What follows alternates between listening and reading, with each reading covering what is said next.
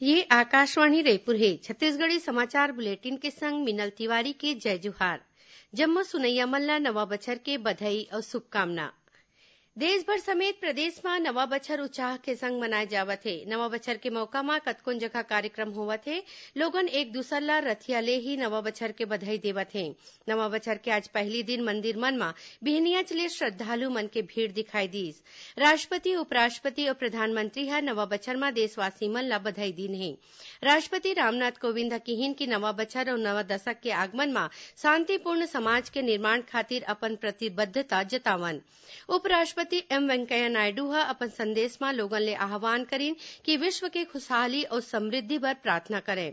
प्रधानमंत्री नरेंद्र मोदी ह ट्वीट करके कहिन कि ये बछर सबो के जिंदगी में समृद्धि लावे, लोगन स्वस्थ और खुशहाल रहे। राज्यपाल अनुसुईया उइके और मुख्यमंत्री भूपेश बघेल घलो प्रदेश के लोगन ला नवा बछर के बधाई और शुभकामना दिन है। भारतीय रेल ह यात्री किराया के दर में बढ़ोतरी करे है। फिर उपनगरीय रेलगाड़ी के किराया में कोनो किस्म के बढ़वार नहीं हुई है। बिना एसी और गैर उपनगरीय रेलगाड़ी के किराया में प्रति किलोमीटर 1 पैसा के बढ़वार करेगे है। बिना एसी वाले मेल और एक्सप्रेस ट्रेन के किराया में 2 पैसा प्रति किलोमीटर और एसी श्रेणी के किराया में 4 पैसा प्रति किलोमीटर बढ़वार हुई है।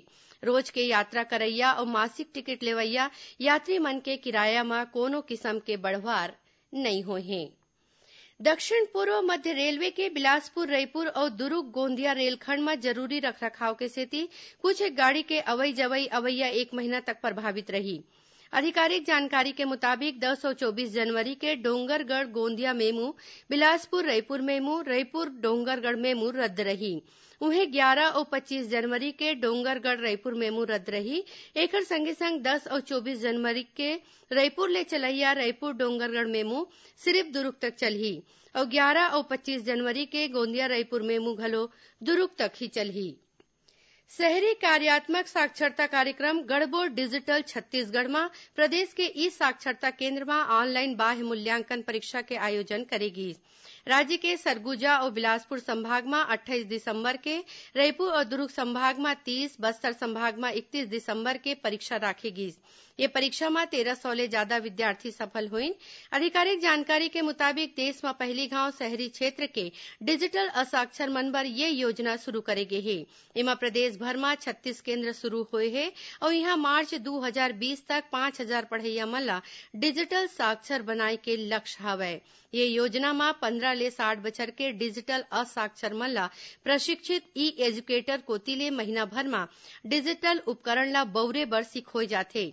एकर संगे संग ऑनलाइन फार्म भरे बर सिखोय जाथे। उन्हें कौशल विकास के प्रशिक्षण घलो दे जावत है। प्रदेश के 28वां जिला गौरेला पेंड्रा मरवाही 10 फरवरी के बनी। ये संबंध में छत्तीसगढ़ राजपत्र में पाछू 30 दिसंबर के अधिसूचना के प्रकाशन करेगे हवय। नवा जिला पेंड्रा रोड मरवाही और पेंड्रा तहसील ला मिला के बनाए गे हे। प्रदेश में श्रमिक मन बर मुख्यमंत्री विश्वकर्मा निर्माण श्रमिक मृत्यु और दिव्यांग सहायता योजना शुरू करे जाही। ये योजना में पंजीयन होए मजदूर मन के मौत होए में परिवार ला 1 लाख रुपया और दिव्यांग होए में 50,000 रुपया के सहायता राशि दे जाही। ये योजना में 18 ले 60 बछर के आयु वर्ग के निर्माण और असंगठित श्रमिक मन ला फायदा मिलही। नशा करे, एक दूसर संग मारपीट और आत्महत्या में होए मौत में ये योजना के फायदा नहीं मिले। छत्तीसगढ़ माध्यमिक शिक्षा मंडल ह राज्य ओपन स्कूल कोती ले 2020 में होवैया 10वीं और 12वीं के मुख्य परीक्षा के समय सारणी के घोषणा कर दे है। 12वीं के परीक्षा 27 मार्च ले शुरू होके 27 अप्रैल तक चलही। वहीं 10वीं के परीक्षा 28 मार्च ले शुरू होही, जोन 25 अप्रैल तक चलही। परीक्षा के समय बिहनिया 8 बजे ले 11 बजे तक तय करेगे है। पश्चिमी विक्षोभ और हरियाणा ले उत्तरी ओडिशा तक बने चक्रवात के सेती प्रदेश के कतकोन जगह में पाछू रतिया छुटपुट वर्षा हुई।